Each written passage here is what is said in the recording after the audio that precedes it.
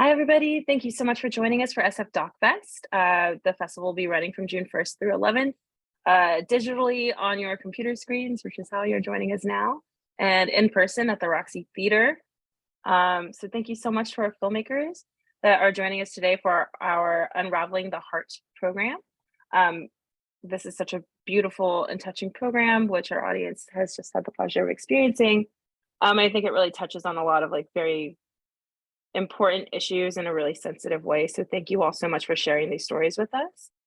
I'm just going to kick things off by asking you to introduce yourself, tell us your name, what your film is, and what your role was. And I'm going to start off with Andrea. Hi, and thank you so much for having me. My name is Andrea Dorliak. I'm a co-editor on Where the Light Enters.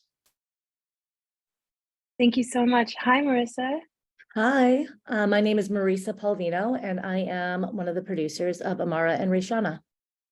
Thank you so much. And hi, Kate. Hi, my name is Kate Cohen, and I am the co-director and one of the producers of Amara and Rayshana. Thank you all so much. Just to kind of kick things off, I'd love to hear about how you became involved with the project and how the story came to be told. And Andrea, I would love to start off with you. Sure. So I am currently a graduate student pursuing my MFA, and Neha, who is the director of the film, she approached me with actually a different project initially. And then she was like, I don't think you're exactly the right fit for this, but we're going to stay in touch. And she came back with this documentary that she'd been working on through the COVID pandemic. And she really wanted to finish it up. And I took a look at it, and I grew up in New York, and I've been very fortunate to travel, but the stories that immigrants have to tell, and the trauma that sometimes that they have to really face coming to the United States, that's something that isn't spoken about a lot, or I don't hear about a lot in my circles. And I really wanted to help someone tell that story. And I think as an editor, we have a very unique position of helping curate a story that can really reach people, but also being with the director or whoever that storyteller is in person and really cultivating a great relationship with them. And so I thought this was really a project that I wanted to do as an editor, but also as a human. And that's how I approached the project. Yeah. That's so beautiful. Thank you so much for sharing that. I'm going to jump over to Kate. Kate, can you talk to us about how you found just the project and how you found your subjects? Kind of what made you want to tell this story? Yeah, so this film is part of a film series. And one of the subjects that we were interested in discussing was about transgender children. And so I went to interview this transgender child, and she was a foster kid. And we started talking, and I started asking more and more questions about her experience in foster care. And since she was comfortable to talk, I kept asking questions and sort of learning. I didn't know much about the system, and I didn't really know what the kids went through. And I mean, I didn't feel that they were treated properly from little bits of stories that you hear, but I didn't really intimately know. And so when she opened up to me, I called Marisa and I said, I feel like we need to pivot and talk about the foster care system. I don't think a lot of people know this. And I was crying. I was so struck by her story. And that's Amara, by the way, who's in the film. And so we pivoted and interviewed the two experts that are in the film. And then Rayshana's story came about by sheer luck through Franco, who's one of the experts in our film, who also was a foster care child. And I love that the experts are former foster kids, so that they're the only ones that really understand each other. I love the empowerment and inspiration to pay it forward, and that we can all be there for each other. And so I didn't know how the foster care system worked. And I didn't know that these kids were literally dumped anywhere. And so I think it will inspire people, and I pray that it does, for each and every one of us can do something. It doesn't have, you don't have to, go as far as adopt a child, but you can definitely help mentor. There's so many different things we can do, because this doesn't need to be happening. So 100%. Thank you so much, Kate, for bringing this story to light. But as we know, especially in documentary, a director really needs the support of their producer. Yay, producers. Says the producer to the producer. Marisa, can you talk about your kind of working relationship with Kate throughout this story and how you partnered with her to help bring it to life? Well, Kate and I have been partners with our company for the last 15 years. And so we've produced a ton of product and film and for years. And so it was interesting to have a dynamic shift from Kate moving into the director's seat, which was something that we've been talking about for a while, and something that I've seen in her, that there's a director in her. And as Kate had mentioned, this is part of a series. It can be a standalone, but it's also part of a series on the mental health crisis in America, specifically as it pertains to young adults and teens. And Kate, by chance, stepped into the director chair on one of the shorts, and then basically came in and directed Amara and Rayshana, and then finished another one of our films as a director. And I was really blown away by her just innate ability to find story and see character and humanity and shape, documentaries, which are not easy to do. You have to find the story kind of as you're in the edit.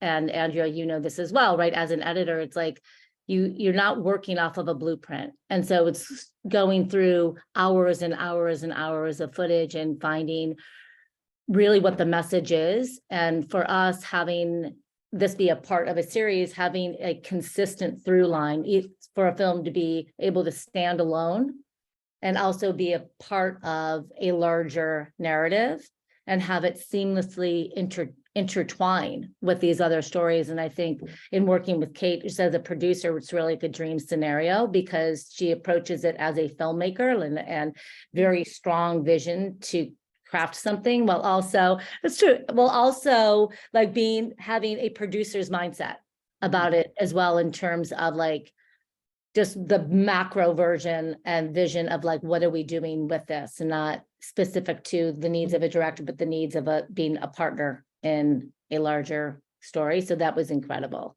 So that's my commentary on it.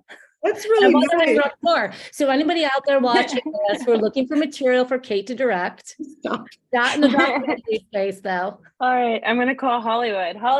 It's right outside my doorstep. That's so lovely, and I'll come back to a few reasons why I would love to just sing Kate's praises in her directorial eye. But I would love to shift over to Andrea and speak about, right, Marisa, even you said this, right? And so many times, especially in documentary, the story really comes out in the edit. And I think that is incredibly true when you're working with a director who is also the subject.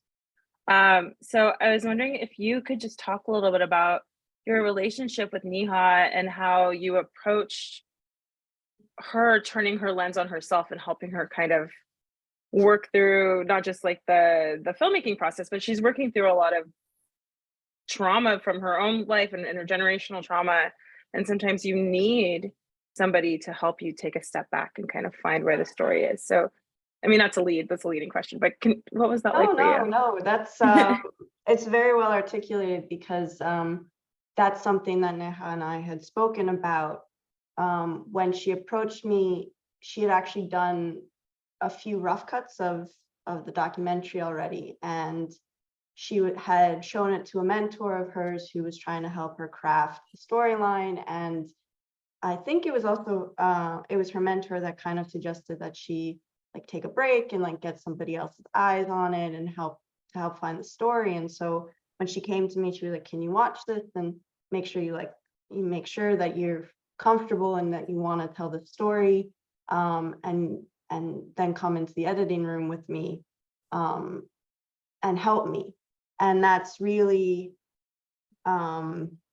important as a director, I think, that you can come in and be like, I do need that assistance right now. And it's hard, I think, to find that in yourself.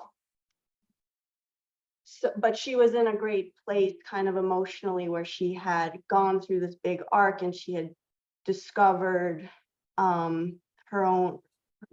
rediscovered her trauma. I mean, I don't really want to speak for her about this issue, but I really, as an editor, as somebody she was approaching after she'd kind of filmed the documentary, I felt that she was in a really strong place emotionally to reapproach the topic. And yes, we had a lot of intimate conversations and hard conversations, and there were definitely things where I just had to listen. Like it wasn't a moment to be critical about the story. It wasn't a moment to be like, well, what's your audience going to think? It's just a moment to hear what my director had to say about what she'd gone through. But ultimately we were able to take all those pieces and put it in the story, hopefully, and that was received by the audience. And so yes, it was a long process and it was an emotional process, but I think we found a good ground of communication and empathy. And I'm very humbled by how much trust that she put in me to help her carry through with the story. That's lovely. Thank you so much for sharing. It's interesting to just find these different ways to help the story come out and kind of gel, right? And I think, Kate, in your film, you do something that I found a little unexpected, but I thought that it really made the documentary feel cohesive in an expressionistic way, in your use of these moments that kind of spine everything together. This imagery of children that aren't, not necessarily like in the like talking head pose, but children kind of expressing the emotionality of what you're talking about on screen. And can you talk about that kind of visual approach to storytelling? Sorry. I just want to say really quickly, Andrea, I worship editors. My editor was everything. So I just have to say how appreciated and like, wow. I did only narrative before. So getting into doc, I'm like, whew. So just to say that. So because we couldn't do verite, you can't like follow these kids around in the system. I had to get very creative on how I feel. For me, there's storytelling where it's educational and you're fed information and you learn something, which is great. And then there's the emotional where you are feeling what they're going through. So I made that choice, right? And especially because I wasn't able to do verite, I had to get very creative. And I have a certain style, and I didn't want it to be so heavy, wanted it to be nuanced, and there's a lot of levity, and not everything's bad. There's a lot of good that was in the film, a lot of hope. I think spiritual and connecting imagery of like the ocean and like being open, and then the darkness. Rayshana's story in particular was a lot darker than Amara's. And I think we utilize that, and images. It's funny. So, we shot so many things we didn't use. The things that I thought were going to help the audience feel what these kids are going through or understand the system, depending where we were exactly the images that we did not use. And then we realized, speaking of the edit and the editor, and I was in a really lucky situation here because my co-director was also the editor. So we were like completely aligned. And it was amazing. And then I had Marisa to bounce. It was just like an incredible team and Katie, but I just want to say that I just would watch it and like, do I feel something? And that's how I gauged it. It was a gut film with, you know, an artistic vision. And I showed the kids, I just want to say this, I will never release, and neither will Marisa, if the kids did not feel they were properly represented, and they really did. And that's just like, we won right there and then. So hopefully it gets out there and we can do something. Thank you so much. Like really just the visual style of the film is so striking, and really beautifully rendered. So thank you so much for sharing that. Thank you. Marisa, I would love to hear from you about what the process was like, kind of navigating the system and getting access to your subjects.